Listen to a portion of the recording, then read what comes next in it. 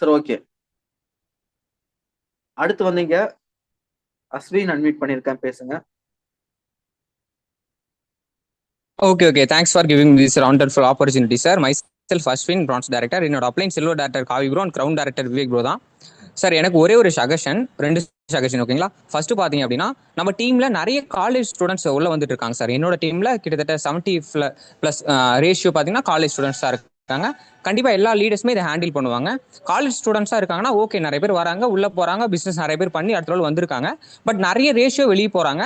But அவங்களுக்கு நீங்க ஓகேங்களா, நீங்க ஒரு டீம் டெவலப் பண்ணி இது பண்ணீங்கன்னா காலேஜ் ஸ்டூடெண்ட்ஸ் எப்படி ஹேண்டில் பண்ணுவீங்க, இது ஒரு டவுட். இதை நீங்க ஓவரால் டீமுக்கு சொல்லலாம். அண்ட் தென் உங்ககிட்ட ஒரு கொஸ்டின் சார், அது என்னன்னு பாத்தீங்கன்னா, நீங்க ஒரு காலேஜ் ஸ்டூடெண்ட்ஸா இருக்கீங்க. இப்போ நீங்க நாளைக்கு தான் வெஸ்டேஜ் கிடைக்குது, ஆனா நீங்க டில் நோ காலேஜ் ஸ்டூடெண்டா இருக்கீங்க. First year, second year, third year, what ever it is பண்ணிட்டு இருக்கீங்க. நீங்க இந்த வெஸ்டேஜ் ஆப்பர்ச்சுனிட்டி எப்படி பாப்பீங்க, உங்க மைண்ட் செட் எப்படி இருக்கும், நீங்க இந்த பிசினஸ் எப்படி பயன்படுத்திப்பீங்க, இதுதான் சார் என்னோட டவுட். இதுக்கு மட்டும் கிளாரிஃபை கொடுங்க.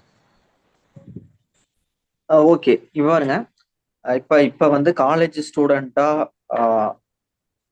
நான் இருக்கேன் அப்படின்னா, நான் வந்து காலேஜ் படிக்கும் போது வந்து பாத்தீங்கன்னா, ஒரு டிபார்ட்மெண்ட் ஸ்டோர்ல நான் வேலை செஞ்சிருக்கேன். ஒரு டிபார்ட்மெண்ட் ஸ்டோர்ல ஈரோட்ல வந்து நான் பார்ட் டைமா வேலை செஞ்சிருக்கேன். ஆஹ் அதே மாதிரி வந்து காலேஜ் படிக்கும்போது நான் வந்து ஏதாவது ஒரு ஒர்க், அப்பெல்லாம் வந்து இந்த மாதிரி ஆன்லைன் ஒர்க்லாம் கிடையாதுல்ல. இந்த மாதிரி வந்து எல்லாமே வந்து ஏதாவது ஒரு பிசிக்கல் ஒர்க்கா தான் இருக்கும். அந்த மாதிரி வந்து நான் நிறைய பண்ணியிருக்கேன். காலேஜ் படிக்கும் போதே வந்து நான் பண்ணியிருக்கேன். ஆஹ் எனக்கு வந்து கண்டிப்பா இந்த சான்ஸ் கிடைச்சிருந்தது அப்படின்னா நான் கண்டிப்பா விட்டுருக்கவே மாட்டேன். நான் கண்டிப்பா வந்து எடுத்து சின்சியரா நான் பண்ணியிருப்பேன். ஏன்னா வந்து ஏதாவது ஒண்ணு பண்ணணுங்கிற எண்ணம் எனக்கு இருந்தது. ஏன்னா எல்லாருக்கும் அந்த எண்ணம் இருக்குமா அப்படின்னு தெரியாது. நான் வந்து படிச்ச அந்த கிளாஸ்ல வந்து 50 பேர் இருக்காங்கன்னா, என்ன மாதிரி ஒரு 2, 3 பேர் அந்த டைம்ல வேலை செஞ்சிருப்பாங்க. எல்லாரும் வேலை செஞ்சாங்களான்னு கிடையாது. ஓகேவா? 50 பேர்ல வந்து 2 பேர், 4 பேர், 100 பேர்ல வந்து நான் 4 பேர், 8 பேர் வந்து அந்த மாதிரி இருக்கிறதே வந்து அந்த மாதிரிதான் இருந்தாங்க. அந்த மாதிரிதான் இப்பவும் இருப்பாங்க அப்படின்னு நான் நம்புறேன். ஏன்னா எல்லாரும் வந்து பண்றது கிடையாது. எல்லாருக்கும் அந்த ஒரு புரிதல் இருக்கிறது கிடையாது. அப்படி வரவங்க நிறைய, ஏன்னா இந்த மாதிரி ஆப்பர்ச்சுனிட்டி கிடைச்சா நிறைய பேர் ஐடி, அந்த 50 பேர் 100 பேர்ல 20 பேர் 30 பேர் கூட ஐடி போட்டுருவாங்க. ஆனா எல்லாரும் பண்ணுவாங்களான்னு கேட்டா அவசியம் இருக்கிறவங்க கண்டிப்பா பண்ணுவாங்க. அதுதான் சொல்றேன். ஓகே. அதே மாதிரி இப்ப காலேஜ் ஸ்டூடெண்ட்ஸ் நான் எல்லாருக்கிட்டையும் சொல்றது என்னன்னா, நீங்க ஒரு நிமிஷம் யோசிச்சு பாருங்க. இப்ப படிச்சு முடிச்சுட்டு நம்ம என்ன பண்ண போறோம், என்ன வேலைக்கு போக போறோம், வேலைக்கு போனா நம்ம லைஃப் மாறுமா, எவ்வளவு வருமானம் எதிர்பார்க்கறீங்க, எவ்வளவு வருமானத்துல உங்களுக்கு வேலை கிடைக்கும்னு நினைக்கிறீங்க, அந்த வேலை கிடைச்சாலுமே அந்த வேலையில என்ன growth இருக்கும்னு நினைக்கிறீங்க, என்ன மாதிரி வந்து ஃபியூச்சர் மாறிட்டு இருக்கு, லைஃப் உலகமே மாறிட்டு இருக்குன்னு பாருங்க. ஏஐ வந்துருச்சு, ரோபோட்டிக்ஸ் வந்துருச்சு. ஓகேவா? எல்லாமே வந்து என்ட்ரி லெவல்ல இருக்கக்கூடிய வேலை எல்லாமே வந்து இப்போ ஆட்டோமேஷன் பண்றாங்க. ஓகேவா? அந்த மிஷின்ஸை விடவும் நம்ம அட்வான்ஸா இருந்தா மட்டும்தான் நம்ம வந்து ஐடி துறையில ஆஹ், சாதிக்க முடியும். நம்ம நிக்கவே முடியும், சர்வே பண்ணவே முடியும். இல்லைன்னா வந்து சும்மா டெம்பரவரி தான். இப்ப இப்ப வேலை கிடைச்சாலுமே டெம்பரவரி தான். டிசிஎஸ், ஆனானப்பட்ட டிசிஎஸ் கம்பெனியே வந்து இந்த கோட்டை இந்த இந்த இந்த இந்த இந்த 2, 3 நாளைக்கு முன்னாடி அவங்களோட பிரஸ் மீட்ல வந்து சொல்லியிருக்காங்க. இந்த பினான்சியல் இயர்ல எவ்வளவு பேர் வேலையை விட்டு எடுத்துட்டோங்கிற லிஸ்ட் சொல்லியிருந்தா கூட ஓகே. அவங்க அப்படியே வந்து உடனே வந்து இவங்களை எல்லாம் வேலையை விட்டு தூக்குறோம் அப்படின்னு சொல்லிட்டு உடனே அவங்க வெளியே போயிருப்பாங்க. அவங்களுக்கு தெரிஞ்சிருக்கும். இப்ப என்ன பண்ணிருக்காங்கன்னா, கம்பெனி 6 லட்சம் பேர் வேலை செய்யறாங்க. நாங்க 12,000 பேரை வேலையை விட்டு எடுக்க போறோம் இந்த பினான்சியல் இயர்ல அப்படின்னு மட்டும் சொல்லிட்டாங்க. ஓகே. அப்படின்னு மட்டும் சொல்லிட்டு ஆஹ், எல்லாத்தையும் வந்து ஷாக் கொடுத்துட்டாங்க. ஓகேவா? இப்ப டிசிஎஸ்ல வேலை செய்யற ஒவ்வொருத்தரோட நிலைமை என்ன ஆகும்னு பாருங்க. அவங்க அடி வயித்துல புளிய கரைக்கும். நம்ம வந்துருவோமா அப்படின்னு சொல்லிட்டு. ஓகேவா? இது வந்து பாருங்க, இது வந்து நம்ம கண்ணு முன்னாடி நடந்துட்டு இருக்கு. இப்ப இதுவே வந்து 10 வருஷம் 20 வருஷத்துக்கு முன்னாடி டிசிஎஸ்ல வேலை வேலை கிடைக்கிறது அப்படியே வந்து பெரிய விஷயமா இருந்தது. அப்ப எல்லாரையும் ஆளுங்களை எடுத்துக்கிட்டு இருந்தாங்க. இப்ப இருக்கிறவங்கள வெளியே அனுப்பிச்சிட்டு இருக்கிறாங்க. ஓகேவா? இப்போ அப்ப வந்து ரைசிங்கா இருந்தது, இப்ப வந்து ஃபாலிங்கா இருக்கு. ஐடி துறையில வந்து இப்ப ஏன்னா ஐடி பாருங்க, நல்லா புரிஞ்சுக்கோங்க. ஐடியே வந்து அழிஞ்சு போகுது அப்படின்னு நான் சொல்லலைங்க. ஐடி துறை வளர்ந்துட்டு இருக்குது. ஏஐ வந்துருச்சு. அந்த துறையில வந்து நிறைய வந்து growth இருக்கு. ஆனா வேலை இல்லைன்னு நான் சொல்றேன். அந்த துறை நல்லா வளர்ந்துட்டு தான் இருக்கு. அந்த துறை ஒண்ணும் அழிஞ்சு போறது கிடையாது. அங்க நிறைய வந்து ரெவென்யூ வந்துட்டு தான் இருக்கு. நிறைய ஆர்டர்ஸ் வந்துட்டு தான் இருக்கு. அதுக்கான நீடு இருக்குது. அதுக்கான கிளைண்ட்ஸ் வராங்க. அந்த கிளைண்ட்ஸ் இன்க்ரீஸ் ஆகுறாங்க. ஆனா என்ன பண்றாங்க, மேன் பவரை குறைக்கிறாங்க. ஏன்னா அவசியம் இல்ல, தேவையில்லை. ஏன்னா அந்த அளவுக்கு ஆட்டோமேஷன் எல்லாமே சிஸ்டமேட்டிக்கா எல்லாமே கொண்டு வராங்க. இப்போ கூட ஒரு ஃபார்வேர்ட் வீடியோ வந்துச்சு. டெஸ்லா கம்பெனில வந்து நீங்க அந்த வீடியோ பாத்தீங்கன்னு தெரியல. டெஸ்லா கம்பெனில அந்த காரை வந்து எல்லாமே மிஷினே பண்ணுது. எல்லா பார்ட்ஸையும் மிஷினே பண்ணி கடைசி அவுட்புட் வரைக்கும் காரை வந்து ரோபோட்ஸே பண்ணி வெளியே தள்ளுது. ஆனா இந்தியால இருக்கக்கூடிய கார் மேனுஃபேக்சரிங் யூனிட்ல எல்லாமே மனுஷன் தான் பண்றான். சின்ன சின்ன வேலை அந்த பெயிண்ட் அடிக்கிறத மட்டும் தான் ரோபோட் மாதிரி வந்து ஏதோ ஸ்ப்ரே பண்ணுது. எல்லாமே மனுஷன் வந்து அப்படியே அப்படியே மூவ் ஆகிட்டே வருது. அவங்க மனுஷங்க எடுத்து எடுத்து ஃபிட் பண்ணிக்கிட்டே இருக்கிறாங்க. அப்ப நீங்க யோசிச்சு பாருங்க. அதே ஆட்டோமேஷன் இங்க வந்துச்சுன்னா என்ன எத்தனை பேரோட வேலை போகும்னு பாருங்க. ஜஸ்ட் நான் உதாரணத்துக்கு சொல்றேன். ஓகே, நம்மளோட நிலைமை என்ன ஆகும்னு பாருங்க. அது மாதிரி வந்து நம்ம வந்து ரொம்ப வந்து ஒண்ணுக்கு 2 ஆப்பர்ச்சுனிட்டி நமக்கு இப்ப வந்து நீங்க உங்களை வேலை தேட வேணாம், இல்ல வந்து வேலைக்கு போ வேணாம்லாம் நான் சொல்லலைங்க.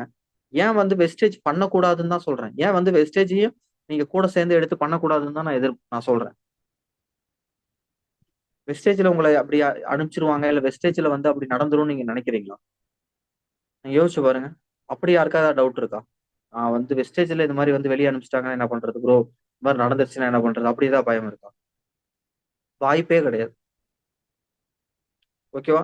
நீங்க டிசிஎஸ் கம்பெனில அவ்வளவு சின்சியரா வேலை செய்றீங்க. எல்லாம் பண்றீங்க.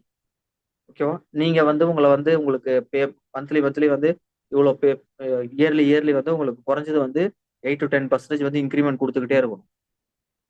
ஓகேவா? எப்படி எல்லாம் வந்து ஆளுங்களை குறைக்கலாம் அப்படின்னு தான் பாக்குறாங்க. போன பினான்சியல் இயர்ல எவ்வளவு பேரை வேலையை விட்டு அனுப்புறாங்க. இந்த பினான்சியல் இயர்ல இவ்வளவு பேரை வந்து வேலையை விட்டு அனுப்ப போறேன்றாங்க. அப்ப அடுத்த பினான்சியல் இயர்ல கண்டிப்பா அனுப்புவாங்க. பட் ஆனா வெஸ்டேஜ் அப்படி கிடையாது. வெஸ்டேஜ்ல அப்படி அனுப்பவும் முடியாது. அப்படி அனுப்புனாங்கன்னா அனுப்பணுங்கிற அவசியமே இல்லை. எல்லாரும் வந்து பாத்தீங்க அப்படின்னா இங்க ஒர்க் பண்ணிட்டு இருக்கிறாங்க. இங்க வந்து இந்த விஷயத்துல வந்து எந்த ஒரு ஆட்டோமேஷனும் தேவையில்லை. ஆட்டோமேஷனோ ரோபோட்ஸோ வரப்போறதே கிடையாது.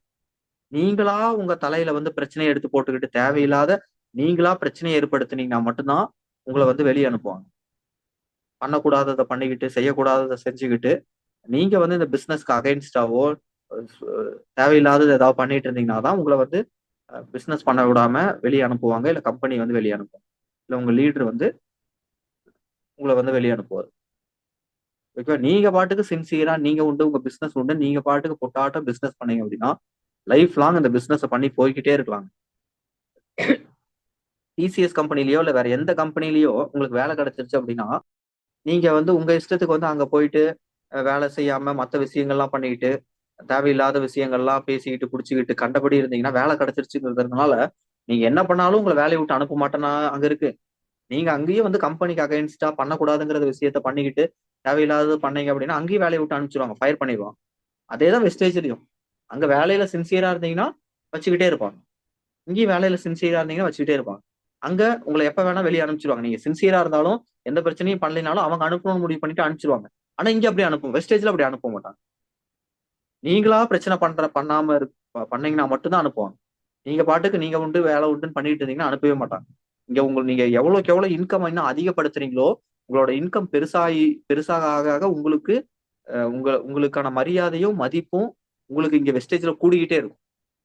ஆனா பிரைவேட் கம்பெனில வருமானம் அதிகமாக அதிகமாக எப்படா நம்மள வேலையை விட்டுக்கிட்டு அனுப்பிச்சிருவாங்களோ, இவ்வளவு சம்பளம் தராங்களே, நமக்கு தர காசை வந்து இன்னும் 2 3 பேத்துக்கு வந்து நியூ ஜாயினர்ஸ்க்கு ஃப்ரெஷர்ஸ்க்கு கொடுத்துருவாங்க, நம்மள வேலையை விட்டு அனுப்பிச்சிருவாங்கன்னு ஒரு பயம் இருந்துகிட்டே இருக்கும். ஆனா வெஸ்டேஜ்ல நமக்கு இன்கம் பெருசாக பெருசாக தான் நமக்கான மதிப்பும் மரியாதையும் கூடிக்கிட்டே இருக்கும். வெஸ்டேஜ் கம்பெனியும் சரி. ஓகேவா? இன்கம் எடுக்கிறவங்கள தான் இன்னும் மேலும் மேலும் வந்து ரொம்ப ஜாக்கிரதையா வந்து பாத்துக்குவாங்க. அவங்க என்ன கேட்டாலும் என்ன சொன்னாலும் அதை யோசிப்பாங்க, கன்சிடர் பண்ணுவாங்க, அவங்களுக்கு பண்ணி கொடுப்பாங்க. அதனால வந்து இங்க பயமே இல்லை. துளி அளவு கூட அளவுக்கு கூட இங்க பயமே இல்லாம வேலை செய்யலாம். இங்க ஃபியூச்சர் இஸ் கிளியர். எந்த பயமும் இல்லை. இந்த வெஸ்டேஜ்ல நீங்க பண்றது நீங்க பாட்டுக்கு பண்ணலாம். இது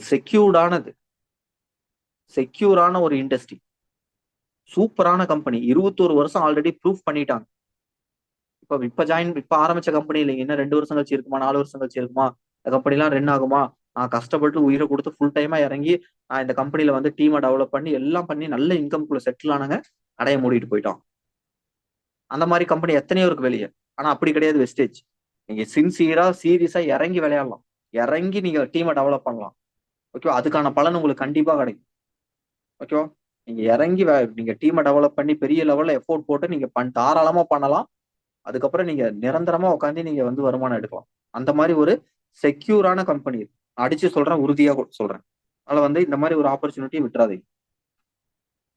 சரி, ஓகே. அடுத்து நான் இங்க பேசுறதுக்கு